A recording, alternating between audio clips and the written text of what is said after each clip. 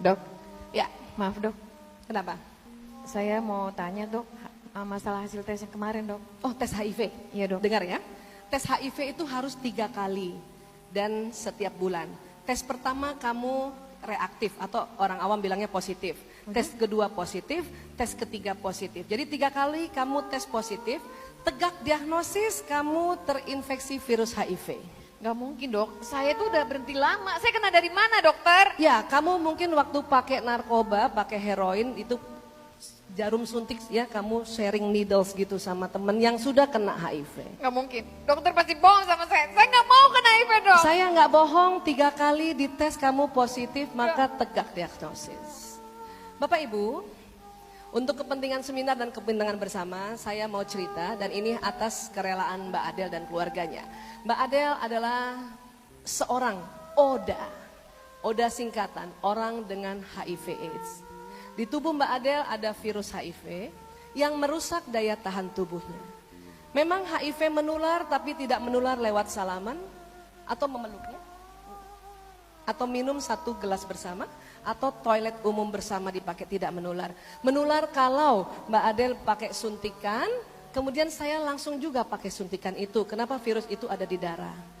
Menular juga kalau, maaf Mbak Adel, hubungan intim suami istri akan menular ke pasangannya. Dan menular juga kalau Mbak Adel hamil dan kemudian lahir anaknya lewat jalan persalinan normal. Dan terkadang saya sering khawatir pada teman-teman bidan kalau membantu seorang wanita hamil dan dia tidak cerita bahwa dia HIV, maka kasihan teman-teman bidan akan bisa terinfeksi. Makanya orang perempuan HIV yang dinyatakan positif diminta untuk melahirkan secara operasi sesar agar dokter-dokter sudah siap.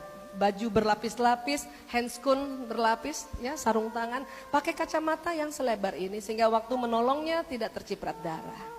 Mbak Adel punya anak? Punya udah. Baik, Bapak Ibu, apa yang ditakutkan oleh Mbak Adel? Takut pada satu saat masuk AIDS. Ya, apa sih yang terjadi pada orang virus HIV? Saya kalau jalan sama Mbak Adel, kemudian ada orang sakit mata, maka Mbak Adel yang duluan tertular. Karena daya tahan tubuhnya menurun. Kalau saya jalan sama Mbak Adel, kemudian ada orang cacar air, maka dia duluan terkena dibanding saya. Itu sebetulnya virus HIV. Lama-lama ya daya tahan tubuhnya hilang. Dan akhirnya mereka terkapar seperti ini. Maaf ya Mbak Adel ya. Dan maaf tidak langsung meninggal, 3-5 tahun terkapar seperti ini. Akhirnya sering ya mengganggu aktivitasnya sendiri dan aktivitas keluarga. Itu yang dikhawatirkan. Walaupun memang ada obat antiretroviral tapi tidak bisa menghilangkan virus itu. Hanya bisa membuat agar Mbak Adel kalau ke fase ini agak lama. Orang kalau tidak pakai antiretroviral dari kena HIV masuk ke sini 5 tahun. Tapi kalau pakai insya Allah 30 tahun masih bisa bertahan. Doakan Bapak Ibu ya. Di Indonesia banyak sekali orang yang seperti Mbak Adel. Mbak Adel. Ya, Mbak Adel berapa bersaudara? 6. Yang pakai narkoba ada berapa? 5. Mbak Adel 6 bersaudara, 5 yang pakai. 1 kenapa kok bisa kena, nggak kena? Karena kakak saya yang 1 tuh tinggalnya di Bandung, dia kuliah. Oh gitu ya. Yang 5 ini awalnya kamu nggak tahu? Awalnya nggak tahu kalau mereka pakai. Kapan kamu tahu?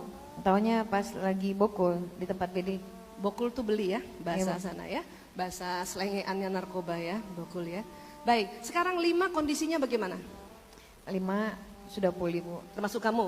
Iya. Terus? Tapi yang 2 itu udah pulih total. Pulih total, apa maksudnya pulih total? Sudah meninggal dunia. Oh istilah mereka, pulih total itu meninggal dunia ya. 2 orang di antara mereka berlima yang pakai narkoba sudah meninggal dunia. Meninggalnya karena apa? Komplikasi Bu. Karena komplikasi yang tadi juga ya. Tapi untungnya mereka meninggal sudah dalam keadaan berobat dan bertobat. Tetapi komplikasi yang tadi ini tidak bisa dihindari. Saya lihat persis perjuangan orang tuanya Mbak Adel luar biasa.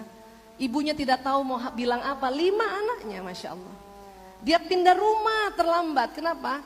Sudah kena 5. 5-5-nya itu bandarnya ada di kompleks itu. Terlambat, tapi apa boleh buat. Dia hanya sholat terus sampai sholat tahajud nggak pernah putus-putus ya.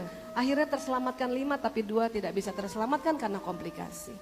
Bapak Ibu, mohon Bapak Ibu jaga anak masing-masing, jaga diri masing-masing.